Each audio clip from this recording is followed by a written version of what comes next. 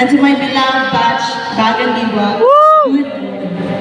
on behalf of my beloved batch, I stand before you today, filled with gratitude, pride, and hope. First and foremost, we thank God for guiding us throughout this journey, for giving us the strength during the campus exams, the patience through sleepless nights, and the courage to keep going.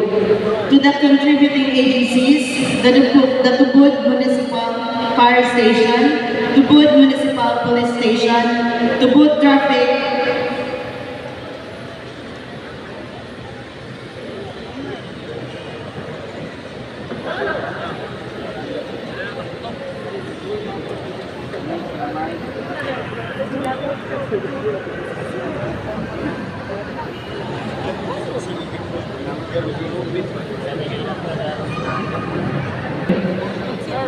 again, to the contributing agencies, the Tubod Municipal Fire Station, Tubod Municipal Police Station, Tubod Traffic and Management Team, Tubod Business Community Center, the Municipal Disaster Risk Reduction and Management Office, and Tubod College, thank you for allowing us to engage, experience, and learn from our good offices. To the administration staff, thank you for keeping the institution running smoothly and for always being ready to assist us even behind the scenes. To our beloved faculty and staff, thank you for your dedication, for sharing your knowledge, and for constantly challenging us to think critically and act with integrity. Especially to our Tres Marias, the three dragons of the department, Ma'am Ellen Atay, our former CSB advisor, who have been there since day one, sa pag-start sa aming journey as criminology students, up until now, naging naman intern sa department.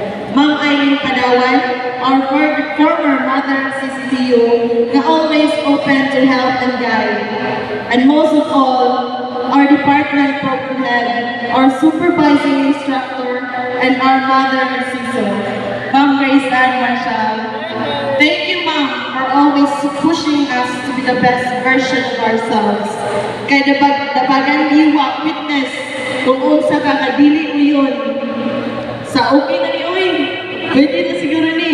Because you've always wanted us to do things beyond to what we believe is enough. Especially sa Asakuha as your chief intern. They might say, bayan naman siya. Di na niya kaya, uy. But then again, I have always put in my mind, kaya ganit ni Mom to manage, ako pa kaha. To our parents, families, and loved ones, thank you for your endless support, sacrifices, and encouragement. You were our first inspiration, and your belief in us has been our greatest motivation. Especially to my Papa, hi Pa, to my Mama Joy, for the endless love and support every step of the way. And all of this wouldn't be possible without you. To our dear juniors, salamat sa inyong makanunayang suporta. And someday, kamo na po ang mupuli as interns. Just don't forget to remember one of our department rules, and that is to follow and follow and follow until you follow no more. Also, thank you for our guest speaker for sharing your valuable insights and for inspiring us to move forward with purpose and commitment. To our friends, BFFs, who are permanent man or temporary, thank you so much for making our college days become more bearable. Nabisan na kamako na ta sa mga requirements, assignments, and all. Pero tungkol ninyo, dili nato malimtan ang makatawa, ang maglipay-lipay tungkol up sa kalisod sa adlaw-adlaw na pag-eskwela. Also, special thanks to my Sipsip family. Thank you for always having me back when things become a little bit heavier. Last but not the least, to my batch, the batch Bagandiwa, we may have different baggage as we leave each of our homes. Moto nga sa formation, masaya sa buntag, naduga, ulang sa tulog, kapoy ang lawas, but for some different reasons. Pero, if there is one thing na gusto sa tanan, and that is ang makabot ang kalungkusan sa pag-eskwela.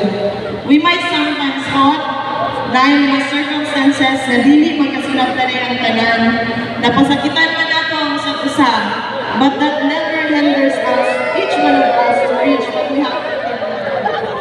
Kung timbang-timbangon man ang gali ang panahon, mas daghan kay happy memories na na-build up together, and those memories will be kept forever in each and everyone's core memory. Yes, layo pa ta sa kung asa ka gusto kong padulong, pero compared before, we are very far from what is behind. Our batch name, Bagandiwa, stands for Biyaya, Angking, Galing at Nire-respeto, Dangan, Ipinamalas at Walang Atras, which means that every one of us possesses what this batch name really means of. Let us continue to achieve our ambitions and inspire others because we are the class 0325 Batch Bagandiwa and we truly big SURVIBE. Thank you so much. God bless us all and Omnibus Conveyo. Alright, so that was our chief intern of Batch Bagandiwa.